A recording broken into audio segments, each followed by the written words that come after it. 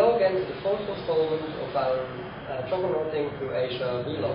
Today's occasion is that we have finished our first swim stage of the trip and would like to share our experiences with you. Yes, we've traversed the Indonesian island of Flores from east to west. We started cycling west from the eastern city of Maumere. Our route led us to Paga Beach, then up into the mountains in Moni, back to the coast in Ende.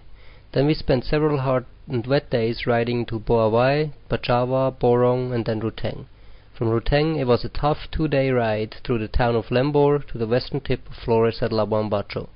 From Labuan Bajo we went to the famous Komodo Dragon Islands, obviously not on bicycle. Altogether we cycled 13 days, rode 622 kilometers and spent a total of nearly 44 hours in the saddle. But these stats don't tell the whole story of riding in Flores. If you look at our average daily distance covered, you will see that we rode only 48 kilometers a day. That is not a lot. But there is a reason for this, the mountains. On average we climbed a whopping 686 meters per day. Altogether we climbed 8,918 meters, meaning we climbed more meters than Mount Everest is high, and this on only one island.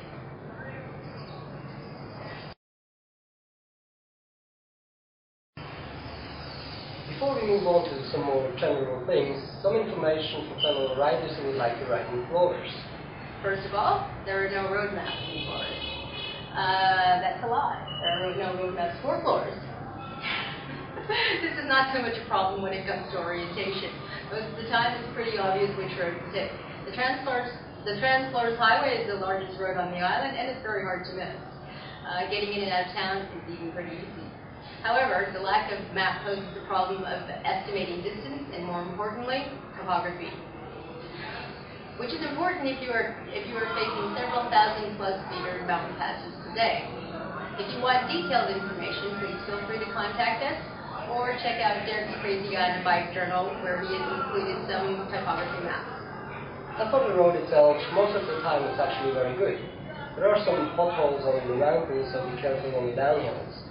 There are also a few sections with road construction where the rainy season has caused landslides. There's one big exception to the road quality though. Just outside of Labuan Bajo, the road is in a deplorable state. For about 20 kilometers, the road has been torn up in dozens of places, and at this point in time, riding with a road bike is not recommended. It was difficult and frustrating enough on a mountain bike. Nourishment on the road is a major concern for every cycling tourist. It can be very difficult at times. Fluids are not so much of a problem. There are kiosks at regular intervals, even in the smallest of villages, and most of them sell water. Even isotonic drinks such as Mizone and the local papaya sweat. Do keep in mind though, it is very hot in the lowlands, and it is definitely better to carry too much water rather than too little. Food is a different issue. Only the larger towns have warungs and rumah makan. The kiosks sell snacks such as biscuits and crackers, so people hardly get you through a 1,000-meter climb pass. We would often buy rice, boiled eggs, and tofu the night before and carry it with us for our lunch the next day. We also carry a ball of salt to add to the food to avoid salt depletion. Weather-wise, Flores has a few climates to offer. In the coastal areas, it's sweltering hot. Usually by 9 a.m., it's already over 30 degrees Celsius, and then tops out at 33 to 35. Combined with the humidity, it makes for a tough riding day, especially if you're coming from cooler climates. In the mountains, it's usually a few degrees cooler, which is actually quite pleasant if you're cranking out one of those 20-kilometer climbs. However, the mountains also see more rain than the coast. In early May, we got drenched several times near Boawai, Bajawa and Ruteng, which also spoiled our trekking plans. Maybe the rain lets up at the end of the year, but we definitely saw a lot of it on our tour. Okay, now to things that are of interest to the wider audience. From a cultural point of view, Flores is somewhat different than the rest of Indonesia. Here, a majority of the people are Christian, and only the coastal towns have significant Muslim population. As far as we've seen, the two religions coexist peacefully, and it's pleasant to witness the best of both cultures. Historically, though, Flores, like much of Indonesia, has an animist background. We visited the traditional Ngada town of Bena near Java. In that region, animist traditions and ancestor worship have merged with Christianity. Bulls are still sacrificed every year to commemorate their ancestors. The sacrificial blood is smeared on the pole of the parasol-like Ngadu, representing male ancestors. The hut-like structure is called Baga and represents the female ancestors. The heads of the sacrificed bulls are then hung outside the house of the family which financed the bull, a symbol of prosperity. The more bulls' heads adorning the family home, the richer the family. There are also megalithic structures mingling with traditional Christian graves, and all of it under the watchful eye of the Virgin Mary up on high. Sorry about the background, but as per usual we were running out of daylight and we had to change location. And Erika had to change shirt. You're hilarious. A highlight of Flores is its inhabitants. The people are curious, friendly, and hospitable. Riding through the island brought us in closer contact to not only its city dwellers, but the rural population as well. Most of the tourists, or some of the tourists, might get annoyed with the constant attention and the "Hello, misters." Hello, mister. But we found that most of the time the attention was based on honest curiosity and without ulterior motive. We also got invited to food and coffee several times and given shelter when caught in rainstorms. The only people that were posing a problem once in a while were a large group of young boys. They followed us along in villages, especially when the road was going up. Boys will be boys, and they egg each other on until one dares to do something special, like hanging on to the back of our bike or trying to high-five us while we were rushing down the steep hill.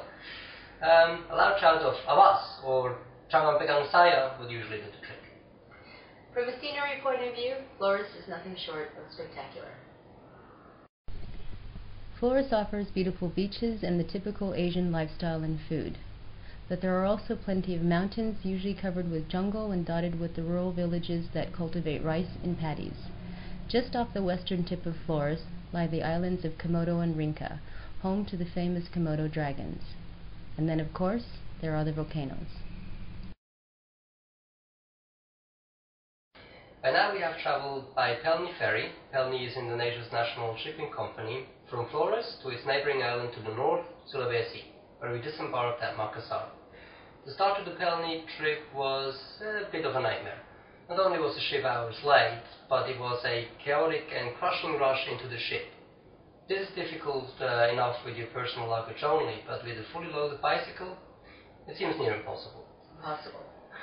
The situation became outright dangerous when the skies opened up for a short but drenching downpour, sending everyone in a pushing and shoving frenzy.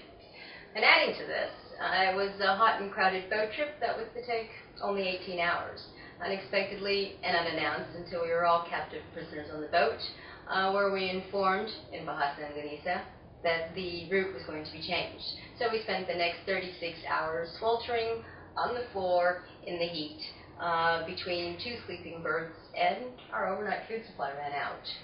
So a word to the wise: bring extra food and extra water, or immediately make your way to the pantry when the food announcements are being made. In Bahasa Indonesia. Here in Makassar we have decided to extend our visas by 30 days to take our time visiting such destinations as Pulau Muna, where we hope to catch the annual festival, and right up to the north to Tanah Toraja to witness the traditional funeral ceremonies, and further on to Danau Poso for the scenery. We're also considering trekking in Laurelindo National Park to see the mythical megalith sites, and maybe some R&R on the Togian Islands. Well, we'll let you know that for sure in our next video log.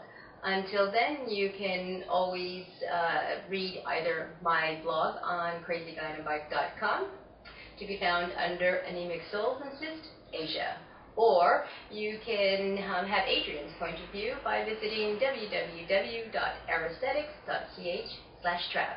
Look to me! Until next time, sampai Sampai nanti. nanti.